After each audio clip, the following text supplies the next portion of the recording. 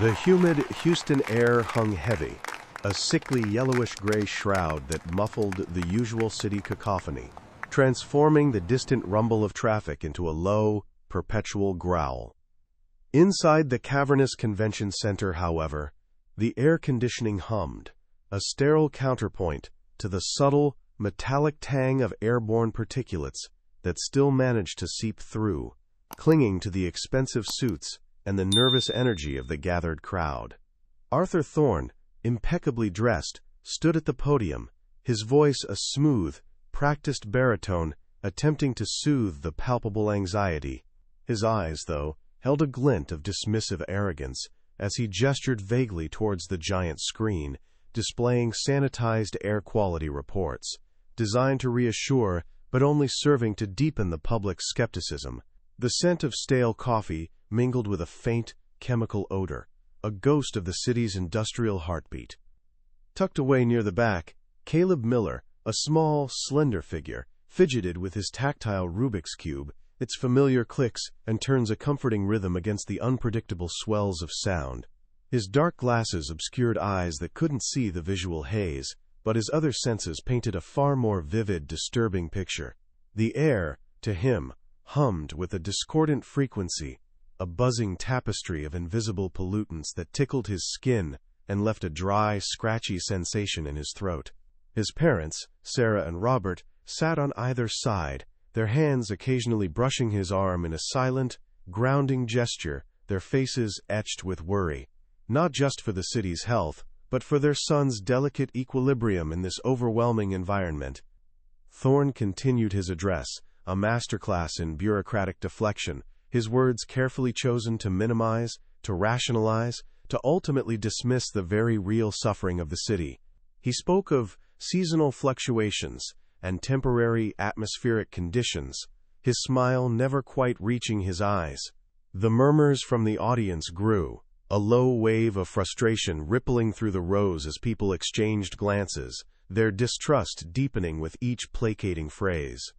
The official narrative clashed violently with the constant coughs echoing in the hall, the pervasive dullness of the natural light struggling to penetrate the convention center's glass facade, and the undeniable burning sensation many felt in their chests. A quiet, insistent nudge from Miss Carter, his beloved special education teacher who sat a few rows ahead, had planted the seed. Caleb, gathering his courage, took a slow, deep breath, trying to filter out the competing sounds, the clinking of ice in glasses, the rustle of programs, the persistent, low hum of the projector. He tightened his grip on the Rubik's Cube, its familiar weight, a small anchor in the swirling chaos of his sensory world. He knew, with an intensity that pulsed through him, that he had to speak, to pierce through the carefully constructed veil of lies. His small frame seemed to swell with a silent, profound determination that belied his age and perceived vulnerabilities. Then, a small, clear voice, startlingly distinct against the background hum, cut through Thorne's pontificating. "Excuse me," Caleb said, his tone flat but firm, his head tilted slightly towards the podium. "Can you help me see the color of the sky?" A ripple of confused whispers spread through the room. Thorne paused, a flicker of irritation crossing his face before he plastered on a condescending smile. "Son, we're talking about serious matters here," he chuckled, his eyes scanning the crowd for a sympathetic reaction. "Not abstract poetry. Perhaps your parents can tell you about the sky later." Thorne's dismissive laughter hung in the air, a cruel, echoing sound that seemed to mock not just Caleb, but the very notion of truth. Sarah gasped, pulling Caleb closer, her face flushed with a mixture of embarrassment and fierce protectiveness. Robert's jaw tightened, his gaze fixed on Thorne, a silent challenge in his factory-worn eyes. The audience, initially amused or confused, now shifted uncomfortably, some casting sympathetic glances towards the boy and his parents, while others simply averted their gaze, eager to move past the awkward interruption. But Caleb, though his face remained impassive behind the dark glasses, felt the color of the air around him intensify, a heavy, suffocating weight. What would it take for them to truly listen? Thorne's dismissive laughter, A harsh, echoing sound reverberated through Caleb, not as an auditory assault, but as a discordant vibration that intensified the oppressive color of the air around him. Sarah's protective arm tightened, her silent comfort, a familiar anchor in the swirling chaos of unfamiliar frequencies and the metallic taste on his tongue. Caleb, 9 years old and slender, remained impassive behind his dark glasses, his fingers instinctively finding the familiar grooves of his tactile Rubik's Cube. His world was not one of light and shadow, but of intricate patterns. The subtle shifts in air pressure against his skin, the nuanced hum of the building's infrastructure, the unique scent profile of each person in the room. This ability, a gift and a burden, allowed him to perceive truths hidden to those who relied solely on sight, making the adults' blindness to the city's suffering all the more baffling. Caleb's mind, a complex tapestry woven with threads of autism spectrum disorder, processed information with an astounding, almost frightening precision.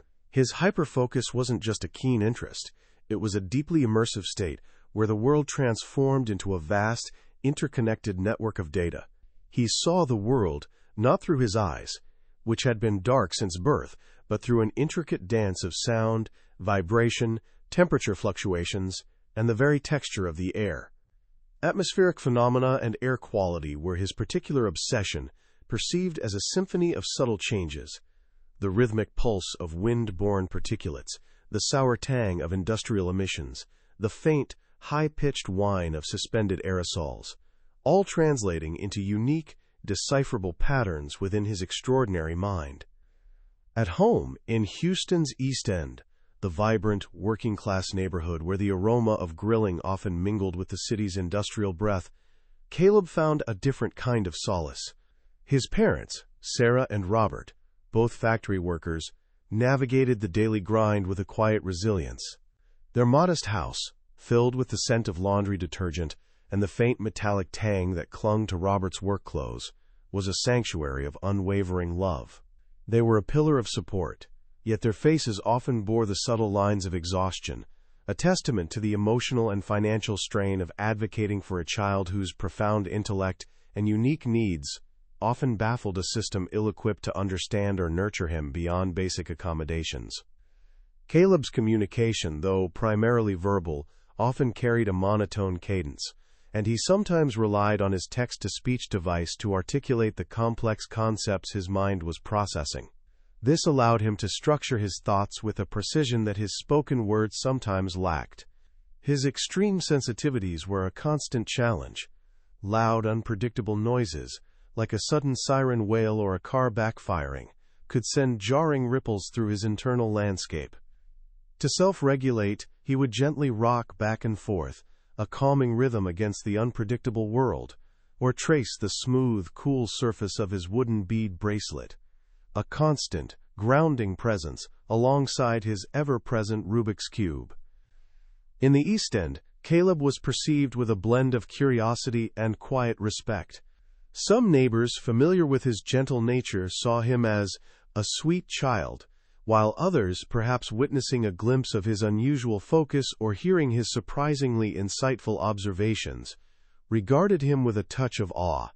Yet few truly grasped the magnitude of his genius, the intricate, data-rich world he inhabited. His parents tirelessly sought schools and therapies that would genuinely understand and foster his prodigious abilities, often encountering a system that, despite good intentions, struggled with the nuances of neurodiversity, leaving them to bridge the gap between his extraordinary potential and the world's limited understanding. The city's pervasive smog, a sickly yellowish-gray shroud that most saw as an inconvenience, was for Caleb a profound internal scream. He didn't literally see the hazy sky, but he felt its illness in every vibration, every scent, every subtle shift in air pressure. The greenish-gray of PM 2.5 particles thrummed against his skin. The pulsing red of nitrogen oxides echoed a frantic heartbeat in his ears, and the dense black of industrial soot left a heavy, acrid residue on his tongue. Arthur Thorne's dismissive words, intended to silence a child, only amplified Caleb's internal conviction. The sky was sick, and its true color was a reflection of a truth that only he, in his unique way, could truly perceive. Eleanor Vance, a woman whose name echoed with the polished efficiency of Houston's tech and energy sectors, observed the unfolding scene from her reserved front-row seat. At 45, her sharp, intelligent eyes missed nothing, scanning Thorne's condescending smirk and Caleb's unwavering, though sightless, posture. Her reputation as a ruthless businesswoman was well-earned, built on a foundation of pragmatic decisions and an almost clinical focus on performance. The boy's peculiar question, "Can you help me see the color of the sky?" struck her not as childish innocence, but as a data point, an anomaly in the predictable narrative Thorne was weaving. A faint, almost imperceptible tremor of intellectual curiosity stirred within her, a deviation from her usual calculated calm. The convention center's recycled air, often smelling of stale ambition, seemed to momentarily hold its breath around her. Arthur Thorne, meanwhile, felt a surge of dismissive annoyance. Director of the State Environmental Protection Agency's Air Quality Department, he saw Caleb as nothing more than a childish distraction, a minor irritant in his carefully constructed facade of environmental control. His initial chuckle had been a practiced move, designed to reassert his authority and belittle the boy, reinforcing the public perception that Caleb's question was abstract poetry, not a serious challenge. Thorne's gaze flickered to Eleanor Vance, a silent warning against any potential sympathy she might harbor. His ambition was a tangible presence, a heavy cloak woven from illicit agreements and manipulated reports, and this blind, autistic child, with his unsettling question, threatened to unravel its very fabric. A few rows back, Ms. Emily Carter, Caleb's special education teacher, felt a familiar knot of protectiveness tighten in her chest. Her kind eyes, usually alight with encouragement, now held a glint of steel as she watched Thorne's ableist display. She had always seen the profound depth in Caleb's observations, the unique way his mind processed the world, and Thorne's casual cruelty ignited a quiet fury within her. She gently placed a reassuring hand on Sarah Miller's shoulder, a silent promise of unwavering support. The metallic tang in the air seemed to grow sharper, a physical manifestation of the injustice, and Emily, though a quiet advocate, knew that Caleb's voice, however unconventional, carried an undeniable truth. In the midst of the shifting crowd, Mr. Hank Thompson, an old East End neighbor, and a man whose hands bore the permanent marks of a life spent gardening, watched with a slow, deliberate assessment. He had known Caleb since the boy was a toddler, often seeing him rock gently on his porch swing, listening to the city's complex symphony of sounds. Initially, Hank had been skeptical, a man of simple faith and practical wisdom, accustomed to the city's empty promises. But as Thorne's arrogance blossomed, and the weight of the polluted air pressed visibly on the faces of his community, a fervent spark of support ignited within him. He saw not just a sweet child, but a vessel of an inconvenient truth. Eleanor Vance's mind, a relentless engine of problem-solving, began to pivot. Thorne's facile dismissal had only piqued her interest further. She recognized the unique pattern-seeking quality in Caleb's seemingly abstract question, a potential for a different kind of data, a new lens through which to view the city's environmental crisis. Her initial perception of the boy as a sentimental distraction dissolved, replaced by a strategic assessment. This wasn't about charity, it was about innovation. The scent of industry, usually a backdrop to her corporate dealings, now seemed to carry a more urgent, almost desperate plea for understanding, and Caleb's voice was its unexpected messenger. Without a word, Eleanor rose, her movement commanding a ripple of attention through the room. She approached the podium, her presence radiating an authority that momentarily eclipsed Thorne's bluster. Her voice, clear and resonant, cut through the lingering murmurs. "Mr. Thorne," she began, her gaze unwavering as it met his. "Perhaps we've been asking the wrong questions. I believe this young man's perspective holds a unique value. I propose we build him a sky laboratory, a state-of-the-art facility, where he can truly show us the color of the sky. A collective gasp swept through the convention center, a mix of astonishment, skepticism, and a glimmer of hope that promised a confrontation far beyond the day's placating reports. The humid Houston air, once a familiar blanket, now felt like a suffocating shroud, heavier and more acrid than ever. In the East End, the vibrant street murals seemed to fade further under a persistent yellowish-gray haze, a tangible manifestation of the city's worsening respiratory crisis. The rhythmic coughs that echoed from corner stores and apartment windows were no longer isolated incidents, but a pervasive, unsettling chorus. Emergency room visits for asthma attacks and bronchitis in children had skyrocketed, overwhelming local clinics. News reports, despite Thorne's dismissive reassurances, began to feature distraught parents and overwhelmed doctors, their voices laced with frustration and fear. The public's initial skepticism was rapidly morphing into palpable anger, a simmering resentment against the invisible enemy that stole their breath and dulled the once brilliant Texas sun to a sickly, diffused glow. The very air, once taken for granted, had become a source of profound, collective anxiety. Arthur Thorne, his carefully constructed public image now threatened, moved swiftly to control the narrative. From his sleek, glass-walled office, he orchestrated a campaign of subtle disinformation, leveraging his connections within the media to paint Eleanor Vance's Sky Laboratory proposal as an eccentric, irresponsible folly. Caleb, the blind, autistic child at its heart, was subtly but effectively lampooned. Whispers of delusional visions and a rich woman's expensive hoax began to circulate through various news channels and social media, carefully planted by Thorne's operatives. He presented skewed data, emphasizing the financial burden of such a project, all while subtly reinforcing the idea that a child, especially one with special needs, could not possibly comprehend the complexities of environmental science. His dismissive arrogance, previously directed at Caleb, now extended to any who dared to challenge his authority or expose the dirty secrets he meticulously guarded. The sudden spotlight on Caleb, though filtered through the opaque lens of his unique perception, brought a new, unfamiliar pressure.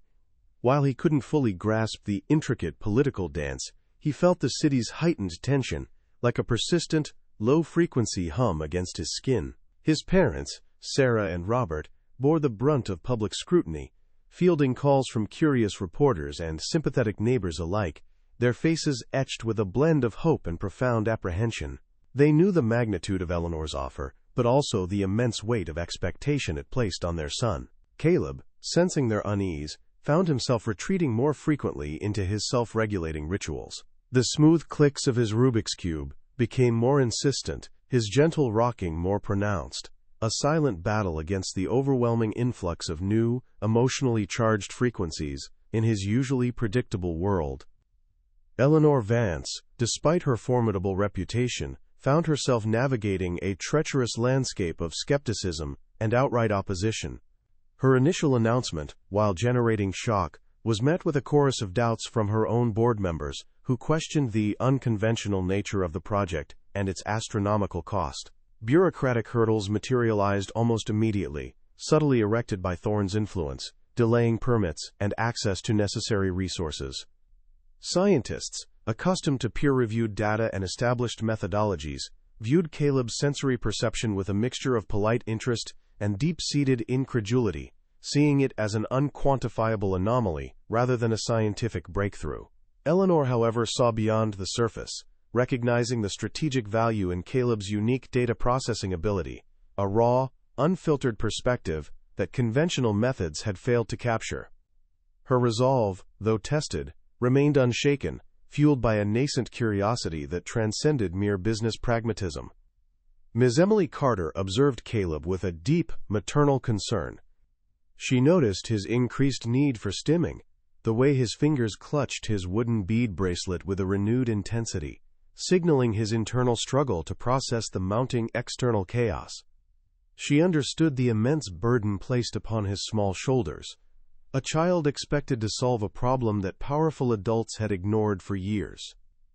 Meanwhile, Mr. Hank Thompson, the neighborhood gardener, watched the sky from his porch, the familiar scent of blooming jasmine now tainted by the metallic tang of the deepening smog.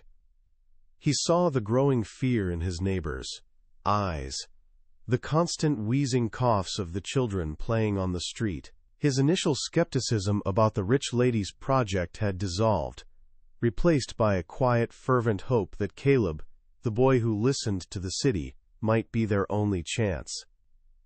For Caleb, the city's escalating crisis manifested as a cacophony of internal colors that grew more vibrant and discordant with each passing day. The greenish-gray of PM 2.5 particles, once a dull hum, now pulsed with an insistent rhythm against his skin, a pervasive itch that no amount of rocking could fully alleviate. The pulsing red of nitrogen oxides thrummed in his ears, a frantic, alarming heartbeat that mirrored the growing anxiety of his parents. The dense black of industrial soot left an increasingly acrid, suffocating residue on his tongue, a constant reminder of the air's worsening illness. He didn't need to see the headlines. He felt the urgency, the profound, undeniable sickness of the Houston sky. A silent, unwavering conviction solidified within him. He vowed to show them the true colors, to translate this internal scream into a language they could understand, before the city choked entirely. The city, reeling from Eleanor Vance's audacious proposal and Thorne's venomous counter-narrative, found itself caught in a maelstrom of conflicting information and deepening despair. In a desperate attempt to quell public unrest, the city council, under immense pressure, announced a series of emergency environmental initiatives. These included mandatory carpooling days, a symbolic ban on certain industrial activities for a few hours each week, and the distribution of low-grade air purifiers to vulnerable households in the East End. The initiatives were met with a fleeting, fragile hope, quickly replaced by a bitter disillusionment as the yellowish-gray haze clung stubbornly to the skyline, and the persistent coughs of children and the elderly continued to echo through the humid streets. Caleb, in the quiet sanctuary of his room, felt the subtle vibrations of these superficial changes, a mere tremor against the overwhelming, discordant hum of the city's true illness. He knew, with a certainty that resonated deep within his bones, that these gestures were utterly insufficient. Local scientists, many with genuine intentions, were mobilized to conduct new studies, their faces earnest behind their clipboards and sophisticated equipment. They deployed additional monitoring stations, analyzed reams of data, and presented complex graphs that, while technically accurate, failed to capture the lived reality of the city's residents.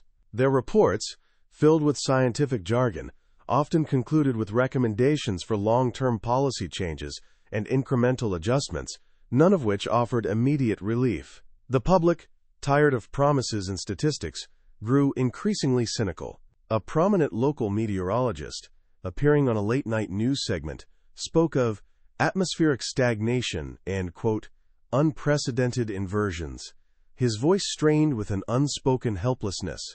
Caleb, listening intently to the nuanced inflections in the meteorologist's voice, recognized the subtle cadence of defeat, a frequency that resonated with the increasingly pervasive, dense black of industrial soot he felt on his tongue. He knew the numbers, but he felt the desperation, an overwhelming symphony of despair. Arthur Thorne, ever the opportunist, seized upon these failures with a smug, almost theatrical satisfaction. He appeared on television, impeccably dressed, his voice dripping with feigned concern, as he reiterated the complexity of the issue, subtly implying that even the most brilliant minds were baffled. As you can see, he declared, gesturing towards a screen displaying a graph of stagnant air quality, the problem is far more intricate than any single, unproven theory could address. We must rely on established science, on rational, measured responses, not on abstract notions. His thinly veiled dismissals of Caleb and Eleanor's project resonated with a segment of the public, weary of grand schemes and yearning for a return to normalcy, however illusory. The metallic tang in the air, to Caleb, intensified with Thorne's words, a bitter taste of the lies and manipulations that perpetuated the city's suffering, muffling the cries of a sick sky. In the East End, the initial flicker of hope had all but extinguished, replaced by a heavy, suffocating resignation. Mr. Hank Thompson, his hands calloused from years of tending his small garden, watched the children playing listlessly in the dulled sunlight, their coughs more frequent, their energy visibly sapped. The scent of blooming jasmine, usually a comforting presence, now seemed overwhelmed by the acrid smell of the smog. Ms. Emily Carter, visiting her students, saw the exhaustion in parents' eyes, the subtle desperation as they administered nebulizers, their voices hushed with worry. She felt the weight of their silent questions, their unspoken plea for a solution that wasn't coming from the official channels. Caleb, sitting quietly on his porch swing, his Rubik's Cube a steady rhythm in his hands, felt the collective despair of his neighborhood, like a low, mournful cello note, a deep, pervasive vibration that settled heavily in his chest, making his own breathing feel labored. Eleanor Vance, despite her formidable resources and unwavering resolve, also encountered an unexpected wall of resistance. Her initial attempts to implement conventional, large-scale air purification technologies met with bureaucratic delays, exorbitant costs, and the stubborn skepticism of city officials and rival industry leaders, many quietly influenced by Thorne. She poured millions into pilot programs, installing advanced filtration systems in public buildings and funding experimental atmospheric scrubbers, but the sheer scale of Houston's pollution problem rendered these efforts mere drops in an ocean of toxic air. The constant hum of her high-tech office, usually a source of reassuring efficiency, now felt like a frustrating drone, a reminder of the limits of conventional solutions. She saw the data, the incremental improvements that were negligible in the grand scheme, and felt a rare surge of helplessness, realizing her own power, while vast, was insufficient without a truly paradigm-shifting insight. The failures mounted, one after another, each well-intentioned effort crumbling against the relentless tide of pollution and political obstruction. The air quality reports, despite Thorne's spin, showed no significant improvement. In fact, some indicators worsened. Hospitals in the East End were overwhelmed, their waiting rooms overflowing, with gasping children and elderly residents struggling for breath. The city's collective spirit, once resilient, began to fray, replaced by a pervasive sense of powerlessness. The vibrant street murals, once symbols of community pride, now seemed to mock the suffocating reality, their colors muted by the ever-present haze. Caleb, secluded in his room, felt the city's escalating sickness as a crescendo of discordant colors, the pulsing red of nitrogen oxides thrumming frantically, the dense black of industrial soot a choking presence. He remained unseen, unheard by the masses, yet his internal world screamed with the undeniable, desperate truth that everyone else was failing to grasp, and that only he, with his unique sight, might be able to articulate. Eleanor Vance, witnessing the city's mounting despair and the abject failure of conventional solutions, felt a cold, hard resolve solidify within her. The hum of her high-tech office, once a frustrating drone, now spurred her to action.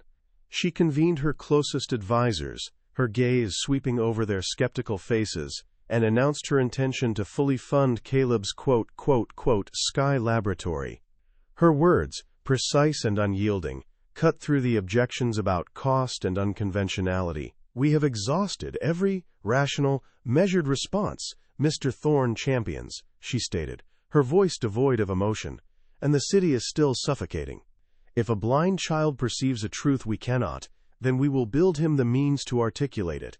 This is not charity, it is the last, most audacious gamble for innovation." The collective silence that followed was thick with apprehension, a palpable recognition of the immense, almost reckless risk she was taking. Caleb, initially bewildered by the formal approach from Eleanor's team, felt the new frequencies of their expectations, like a vibrant, complex tapestry against his usual patterns.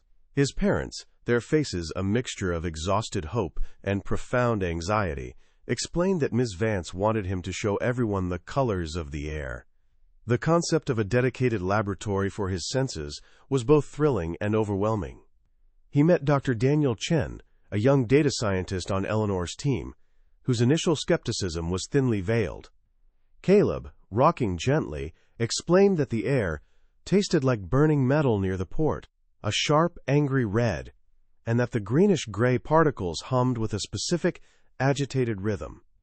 Dr. Chen, accustomed to spreadsheets and algorithms, simply nodded, a faint frown creasing his brow, struggling to reconcile the boy's synesthetic descriptions with quantifiable scientific data. The Sky Laboratory began to take shape within an unused section of Eleanor's corporate headquarters, a stark contrast to the sterile, impersonal convention center. It was designed with meticulous attention to Caleb's unique needs. Soundproofed walls to dampen extraneous noise, a specialized air filtration system to isolate specific particulates for his olfactory analysis, and tactile interfaces that translated complex data into vibrations and textures he could interpret. Dr. Chen, tasked with integrating Caleb's sensory input into verifiable data models, found himself challenged at every turn. Caleb would describe the quote, dense black of industrial soot as a heavy, oily silence, a concept Dr. Chen struggled to quantify beyond mere particle counts. The initial days were a frustrating dance between Caleb's profound, non-visual perceptions and the limitations of traditional scientific instrumentation. Arthur Thorne, seizing on Eleanor's bold move, intensified his smear campaign, leveraging his media connections to paint the Sky Laboratory as an extravagant, misguided charade. He publicly ridiculed Eleanor as a deluded socialite and Caleb as a poor, misguided child being exploited for a publicity stunt. News segments featured experts dismissing synesthesia as poetic fancy, not scientific fact. The public, already jaded, was divided. Some pitied Caleb, others scorned the perceived waste of resources, while a hopeful few, particularly in the East End, clung to the faint possibility that this impossible project might offer a genuine solution. Thorne's dismissive laughter, amplified by the media, echoed the city's pervasive cynicism, a bitter counterpoint to the growing anxiety. In the controlled environment of the lab, Caleb began his work, his fingers constantly tracing the smooth, cool surface of his wooden bead bracelet. He described the pulsing red of nitrogen oxides as a fast, erratic heartbeat, and the greenish-gray PM2.5 as a fine, itchy powder that smells like old rain and metal. Dr. Chen, initially exasperated, tried to correlate these descriptions with sensor readings, but the translation was far from direct.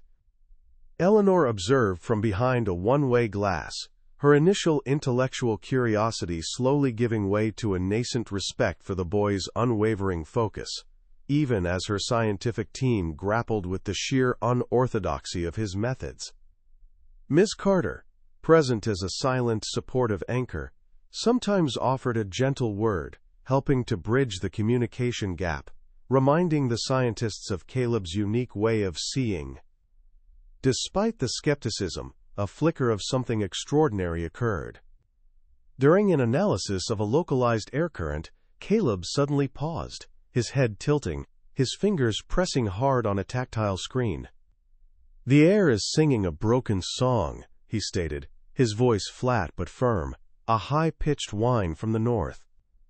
"It will bring a spike of sulfur dioxide, a sharp, bitter yellow, to the East End within the hour." Dr. Chen, checking the forecast, saw no indication of such a phenomenon. Yet, within 45 minutes, localized sensors in the East End began to report a sudden, unexpected increase in sulfur dioxide, a small, but undeniable validation. The scientific team exchanged stunned glances, a ripple of unease and dawning possibility spreading through the room, hinting at a truth far beyond their current understanding, and an impossible solution that might just be within reach. The Sky Laboratory materialized within a repurposed wing of Eleanor Vance's gleaming corporate headquarters, a stark architectural counterpoint to the city's industrial sprawl. No expense was spared in its meticulous design, where every element catered to Caleb's unique sensory landscape. Soundproofed walls, thick as vault doors, muffled the ceaseless thrum of Houston traffic, creating an almost otherworldly silence. A sophisticated air filtration system could isolate specific airborne particulates, allowing Caleb to analyze their unique olfactory signatures without interference. Tactile interfaces, custom-built from smooth, cool materials, translated complex data streams into subtle vibrations and textures, offering a new language for his profound perceptions. This wasn't merely a room. It was a carefully constructed sanctuary, designed to amplify a different kind of sight, a testament to Eleanor's audacious gamble on unconventional genius, far removed from the sterile, impersonal convention center. Within this meticulously crafted environment, Caleb began his work, his small frame poised at the tactile workstation, his dark glasses obscuring eyes that saw more than any optical lens.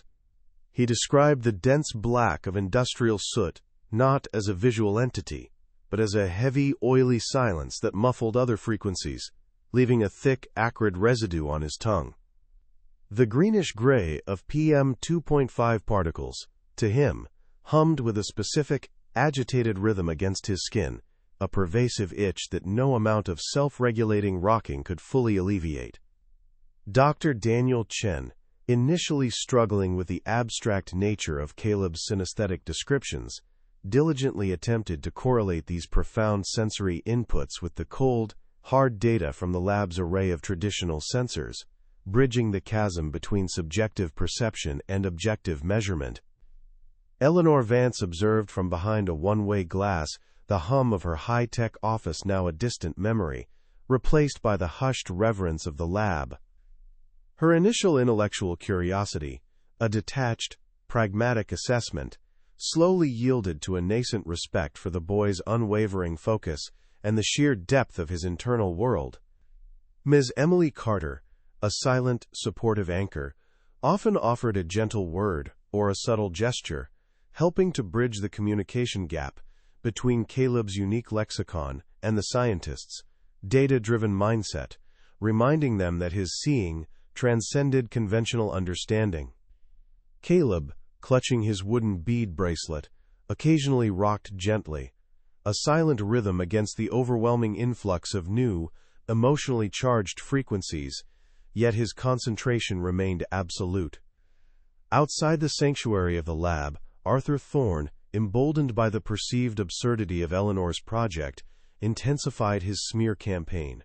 He leveraged his media connections to paint the Sky Laboratory as an extravagant, misguided charade, publicly ridiculing Eleanor as a deluded socialite and Caleb as a poor, misguided child being exploited for a publicity stunt. News segments featured experts dismissing synesthesia as poetic fancy, not scientific fact. The public, already jaded by conflicting reports, was deeply divided. Some pitied Caleb, others scorned the perceived waste of resources, while a hopeful few, particularly in the East End, clung to the faint possibility that this impossible project might offer a genuine solution.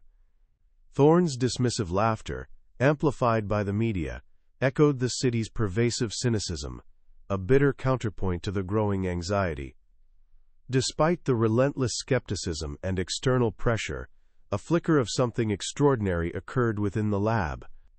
During an analysis of a localized air current, Caleb suddenly paused, his head tilting slightly, his fingers pressing hard on a tactile screen, his rocking motions momentarily ceasing. "The air is singing a broken song," he stated, his voice flat but firm, a high-pitched whine from the north. "It will bring a spike of sulfur dioxide, a sharp, bitter yellow, to the East End within the hour."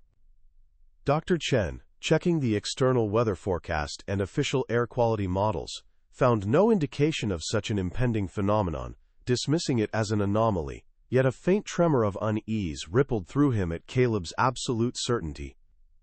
Yet within 45 minutes, localized sensors in the East End, initially showing stable readings, began to report a sudden, unexpected increase in sulfur dioxide levels, a small but undeniable validation of Caleb's precognition.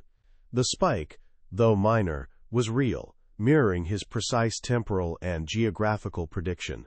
The scientific team, huddled around their monitors, exchanged stunned glances, their initial skepticism giving way to a ripple of unease and a dawning, almost frightening possibility.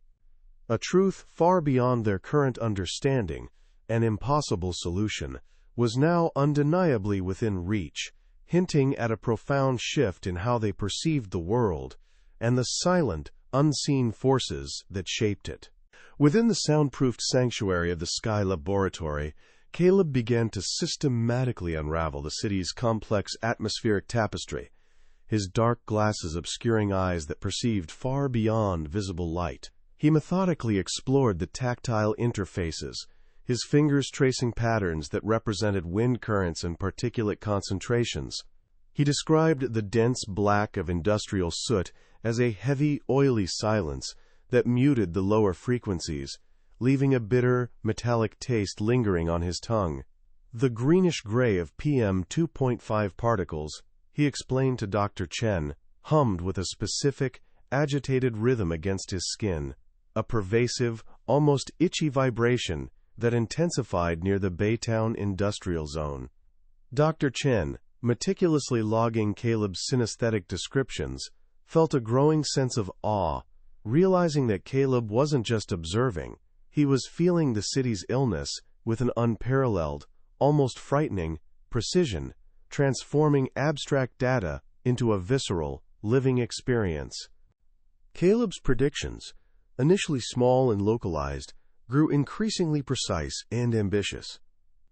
He would declare with his characteristic flat but firm voice that a sour yellow surge of nitrogen oxides would emanate from the steel mill district, carried by a specific whispering wind that traditional weather models had missed, arriving at the East End in exactly 3 hours and 15 minutes.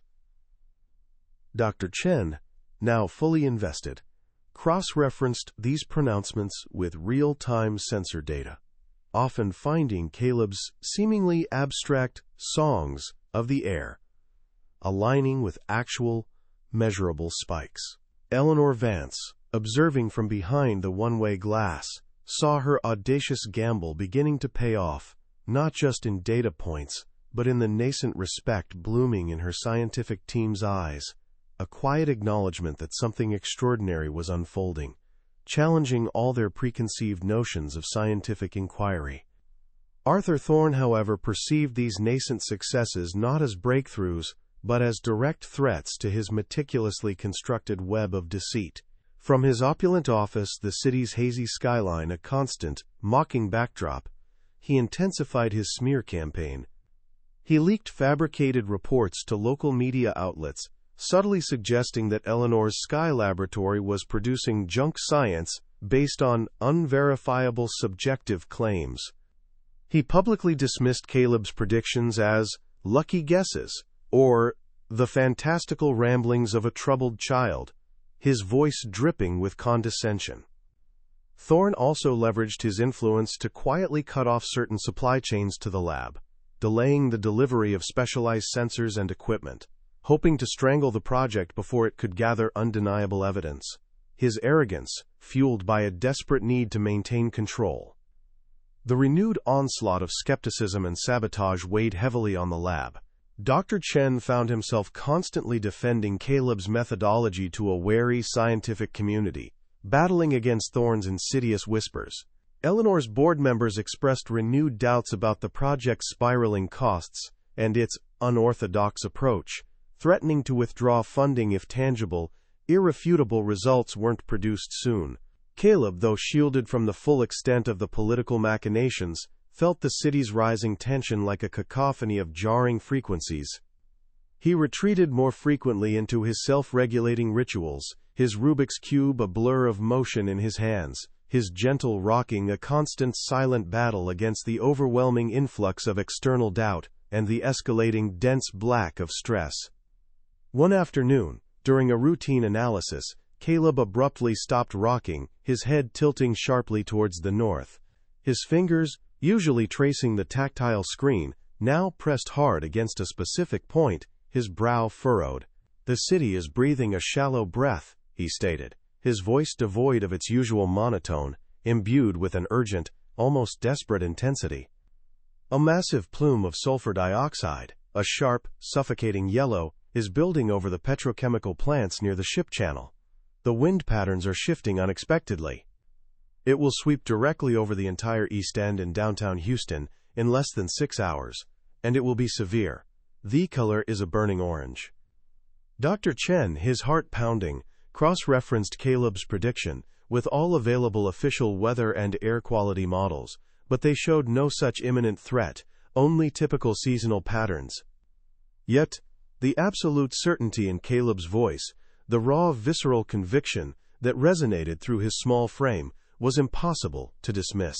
Eleanor, alerted to the urgency, ordered her team to deploy every mobile sensor they possessed, dispatching them to the predicted trajectory.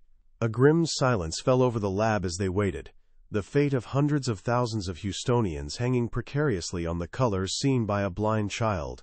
The looming catastrophe, a testament to a truth only he could perceive. The George R. Brown Convention Center, usually a bustling hub of commerce, now felt like a pressurized chamber, the air thick with anticipation and a palpable undercurrent of skepticism. Hundreds of eyes, from cynical journalists to stern-faced industry magnates, were fixed on the stage.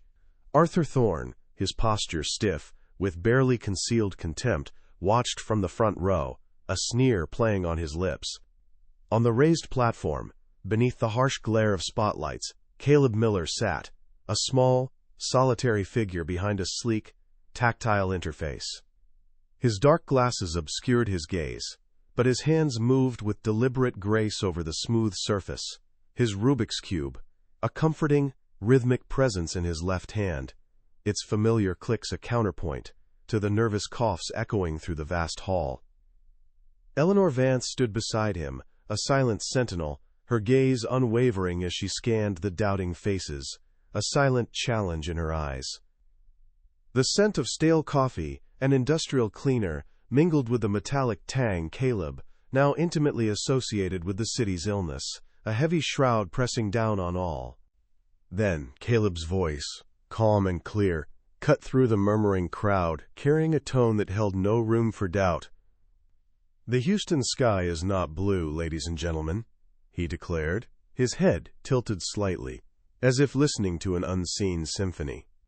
"It's a dense crimson near the steel mill district, a sharp, angry red that hums with the vibration of burning metal, leaving an acrid taste on my tongue. It's a sour yellow in the Baytown industrial zone, a high-pitched whine that scrapes against my skin.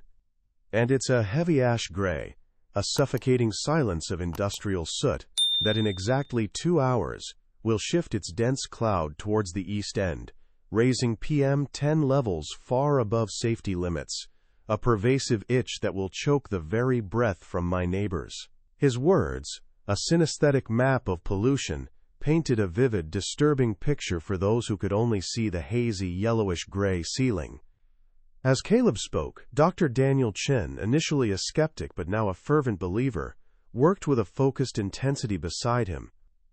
With each of Caleb's precise declarations, Dr. Chen's fingers flew across a separate control panel, projecting interactive heat maps onto the giant screen behind them.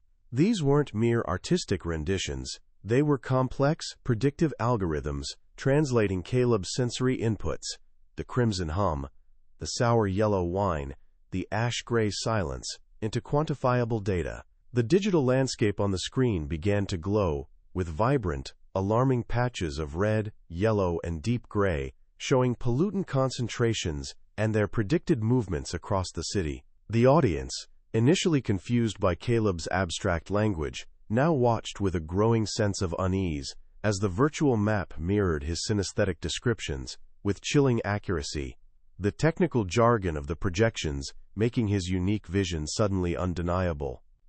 A collective gasp rippled through the convention center as the real-time sensors, scattered across Houston, began to confirm Caleb's predictions. Engineers and city officials, clutching their tablets, watched in stunned silence as their devices pinged with alarming updates. PM10 levels in the steel mill district were indeed spiking. Nitrogen oxides were surging in Baytown, and the wind patterns, previously dismissed by official forecasts, were undeniably shifting, pulling a dense plume towards the East End. Arthur Thorne, his face contorted with a mixture of disbelief and fury, rose abruptly, his voice hoarse, as he tried to interject. "This is a fabrication, manipulated data." Coincidence, but his protests were drowned out by the growing murmur of the crowd, a wave of astonishment washing over the room as the undeniable truth, felt and articulated by a blind child, began to materialize before their very eyes. The shift in the room was palpable, a profound turning point where skepticism fractured and crumbled under the weight of irrefutable evidence. An older engineer, a known detractor of Eleanor's unconventional project, slowly lowered his tablet, his eyes wide, with a dawning comprehension. He turned to his colleague, his voice a hushed whisper that somehow carried through the stunned silence. "This child isn't blind. He sees more than all of us combined." Eleanor Vance, standing tall beside Caleb, allowed a faint, almost imperceptible smile to touch her lips, her initial pragmatic curiosity now transformed into a deep, quiet respect. Caleb, oblivious to the adulation, continued to trace the patterns on his tactile screen, his gentle rocking a steady rhythm against the cacophony of dawning realization, his weakness undeniably revealed as his most profound, unique strength. The sheer magnitude of his perception, once dismissed as a flight of fancy, now stood as a stark, undeniable testament to a truth only he could perceive. Yet Caleb was not finished. He paused, his fingers hovering over the tactile interface, then pressed down with renewed urgency. "But the city doesn't have to suffocate," he stated, his voice still calm, but now imbued with a new, resolute purpose. "My patterns show a way. If we can slightly alter the airflow patterns in the primary smokestacks of the industrial plants near the ship channel, and coordinate heavy traffic rerouting along the I-45 corridor in the next 45 minutes, we can create a temporary atmospheric corridor. This will safely disperse the majority of the pollution wave, guiding it away from the most vulnerable residential areas, drastically reducing its impact on the East End and downtown Houston." The implications hung heavy in the air, a lifeline thrown into the face of impending disaster, a challenge, and a promise that demanded immediate action, the fate of hundreds of thousands resting on the patterns perceived by a child. Eleanor Vance moved with a speed and precision that stunned even her own seasoned team. Caleb's calm pronouncement, a lifeline in the face of impending doom, galvanized her. Within minutes, her calls cut through bureaucratic red tape and corporate resistance, leveraging every ounce of her formidable influence. Industries near the ship channel, initially hesitant, were now forced to comply, their smokestacks, airflow patterns adjusted under the urgent guidance of Dr. Chen's team, relaying Caleb's specific, nuanced instructions. Simultaneously, the Houston Police Department, in an unprecedented move, initiated heavy traffic rerouting along the I-45 corridor, a complex ballet of emergency vehicles and flashing lights diverting thousands of cars. The city, unknowingly, held its collective breath, its fate suspended on the precise, synesthetic calculations of a 9-year-old boy.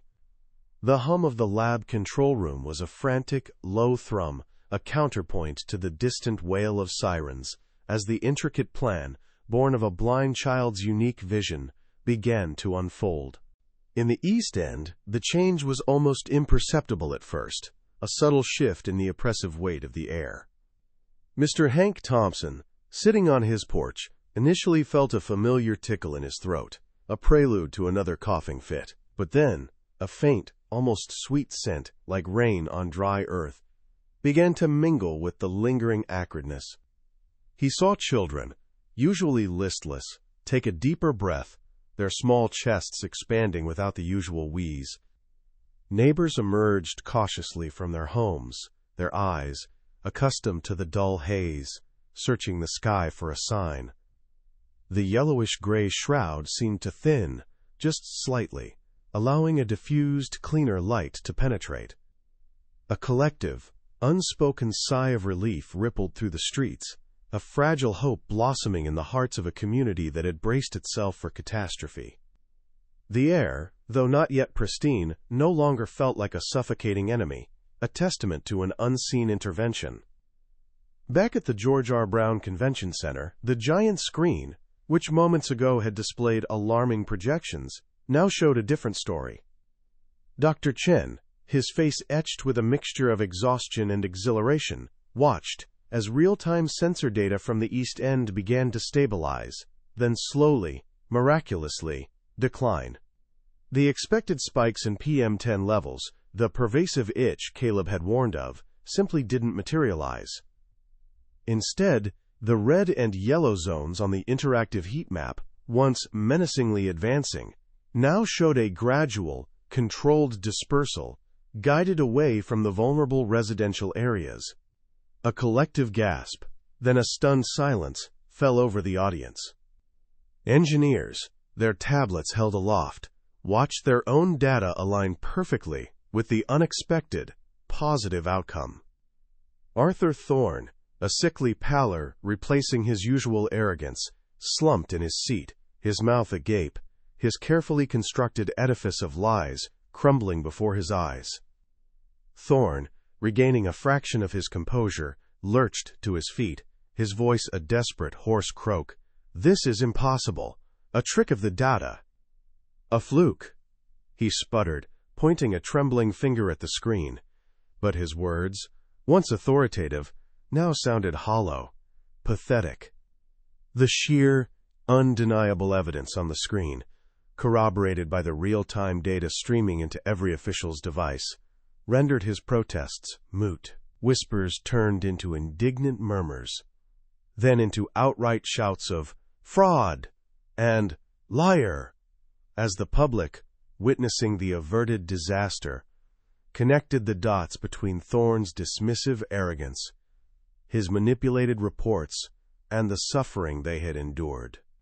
His ableist slurs against Caleb, once used to belittle, now served only to highlight his own moral bankruptcy.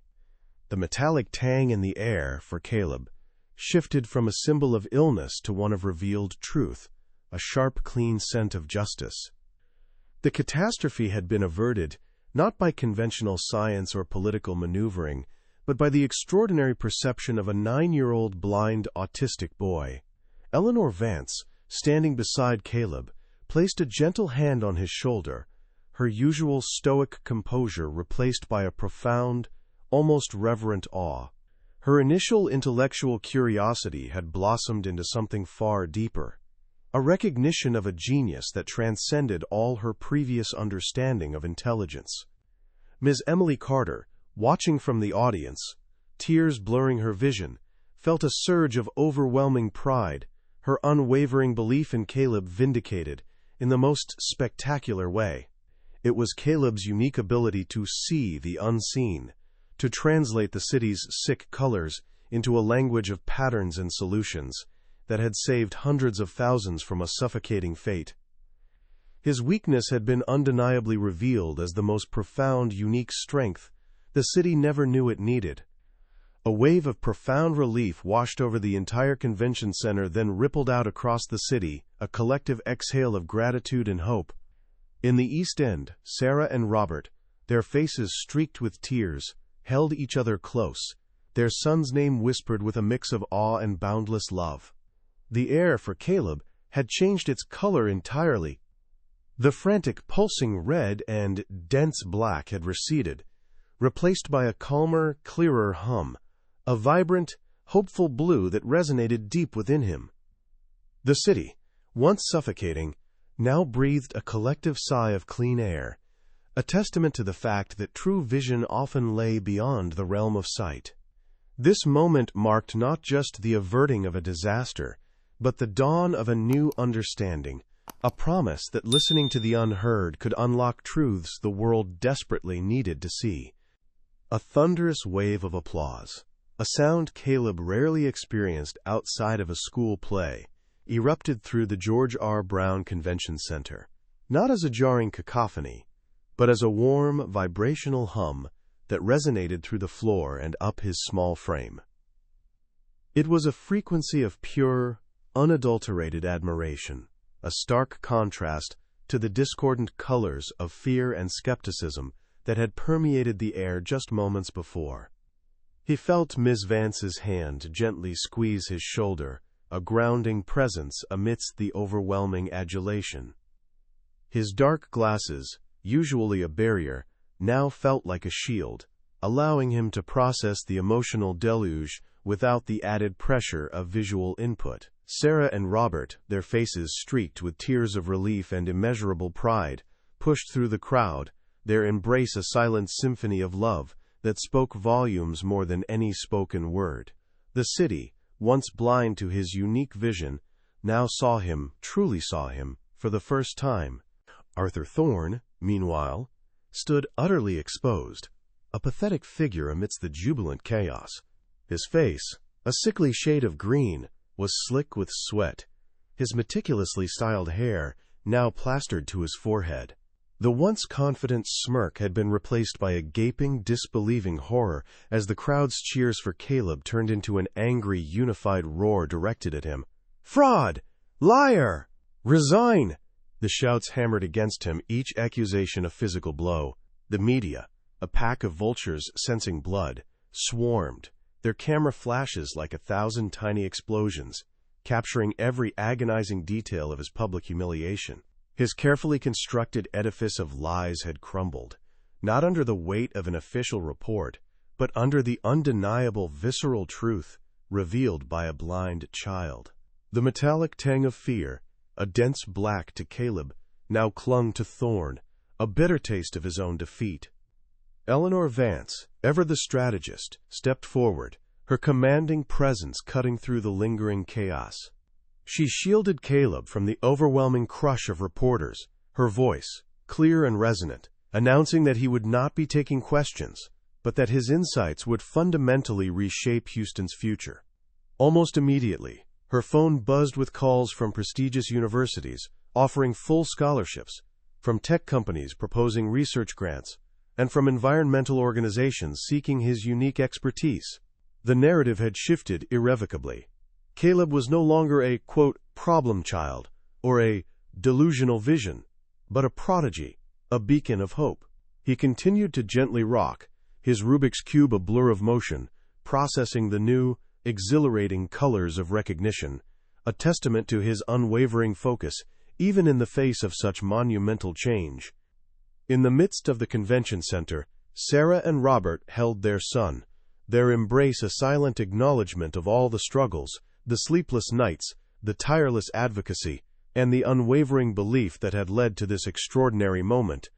Tears streamed down Sarah's face, not of sorrow, but of a profound, soul-deep relief. Robert's calloused hand gently stroked Caleb's hair, his factory-worn eyes reflecting a future brighter than they had ever dared to dream. Back in the East End, Mr. Hank Thompson watched the news, a wide, knowing smile creasing his weathered face. He saw the genuine pride in his neighbors' eyes, the way their collective despair had transformed into a fervent hope, all thanks to the quiet boy who listened to the city's air. The community, once resigned, now buzzed with renewed vigor, ready to advocate for the changes Caleb had made possible. Eleanor, her stoic composure now softened by a visible empathy, knew this was just the beginning. Inspired by Caleb's profound journey, she announced the establishment of the, quote, Caleb Miller Foundation for Neurodiversity and Innovation. Its mission, she explained, would be to identify and nurture neurodivergent talents, providing the resources and adapted environments necessary for them to flourish, just as Caleb had in the, quote, Sky Laboratory. Her words resonated with a new, heartfelt conviction, a transformation from her purely pragmatic self to a visionary advocate.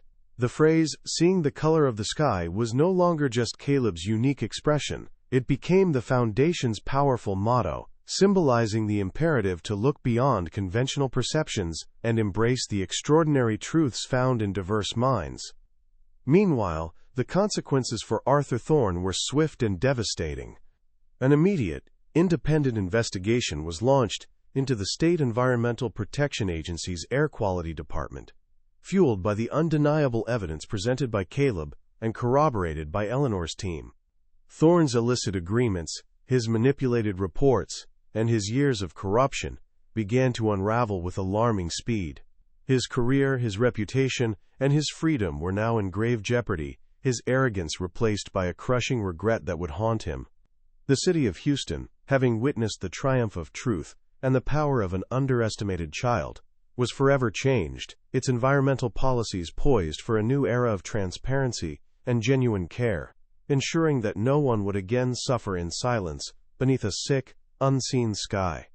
The thunderous wave of applause had subsided, replaced by a softer, reverent hum that now filled the George R. Brown Convention Center. For Caleb, the world had shifted, not in its fundamental frequencies, but in the way those frequencies were perceived by others. Scholarships to prestigious universities specializing in data science and neurolinguistics arrived, offering environments meticulously adapted to his unique sensory needs. Eleanor Vance, now more than a mentor, became a steadfast advocate, ensuring Caleb's transition into these new academic spheres was seamless, allowing him to continue his intricate listening to the world, translating its complex data into patterns that promised to solve not just Houston's woes, but potentially global environmental challenges. His tactile Rubik's Cube remained a constant, but its clicks now carried the quiet rhythm of profound purpose, no longer solely a shield against chaos, but a tool for unprecedented discovery. In the East End, the air itself seemed to breathe easier, a subtle shift that Sarah and Robert felt deep in their bones. The persistent coughs of children had lessened, replaced by the joyful shouts of play under a sky that, though still hazy at times, no longer carried the same acrid sting. Their modest home, once a sanctuary against an overwhelming world, now felt like a beacon of hope, filled with the scent of clean laundry and the quiet pride of a community transformed. Mr. Hank Thompson, tending his vibrant garden, often pointed to the sky, sharing stories of Caleb with wide-eyed children, reminding them that true vision often lay beyond what the eyes could see. The neighborhood, once burdened by resignation, now buzzed with a renewed sense of empowerment, ready to champion the environmental changes Caleb had made possible. Eleanor Vance, her stoic composure now softened by a visible, profound empathy, announced the establishment of the, quote, Caleb Miller Foundation for Neurodiversity and Innovation. Her voice, once purely pragmatic, now resonated with heartfelt conviction as she spoke of identifying and nurturing neurodivergent talents, providing the resources and adapted environments necessary for them to flourish, just as Caleb had in the, quote, Sky Laboratory. The Foundation's motto, Seeing the Color of the Sky, became a powerful symbol, echoing across Houston and beyond, challenging conventional perceptions, and championing the extraordinary truths found in diverse minds. It marked Eleanor's own transformation, a journey from a ruthless businesswoman to a visionary advocate for a more inclusive and perceptive world. Meanwhile, the consequences for Arthur Thorne were swift and devastating. An immediate, independent investigation, fueled by Caleb's undeniable evidence and Eleanor's meticulous corroboration, unraveled years of corruption within the State Environmental Protection Agency's Air Quality Department. Thorne's illicit agreements, his manipulated reports, and his arrogant dismissals of public suffering were laid bare for all to see. His career, his reputation, and his freedom were now in grave jeopardy, his once smug confidence replaced by a crushing regret that would haunt him for the rest of his days. The city of Houston, having witnessed the triumph of truth, was forever changed, its environmental policies poised for a new era of transparency and genuine care. Houston, once a symbol of environmental neglect, began a remarkable transformation. The local government, under immense popular pressure and undeniable scientific evidence, implemented new, transparent environmental monitoring policies, integrating the data analysis principles Caleb had helped develop. City schools, inspired by his story, rapidly adapted their curricula, offering specialized support programs for neurodiverse students, recognizing their unique potential as invaluable assets. Public perception shifted dramatically, fostering a greater respect and understanding for different forms of intelligence and perception. Houston became a model, proving that a society's true strength lies in its ability to embrace and uplift every individual, regardless of their perceived differences. Caleb's journey underscored a profound truth: neurodiversity is not a limitation, but an invaluable source of unique talents and perspectives. The true capacity of a society lies not in homogenization, but in adapting and creating environments where each individual, with their particularities, can flourish and unleash their maximum potential. The story resonated deeply, a testament to the resilience of the human spirit, the unwavering support of family and community, and the undeniable fact that often the most innovative solutions and the deepest truths come from those whom society tends to ignore or underestimate. Houston learned to truly, quote, see the color of the sky, not with its eyes, but with an open heart and a receptive mind, forever changed by the boy who felt the world in colors.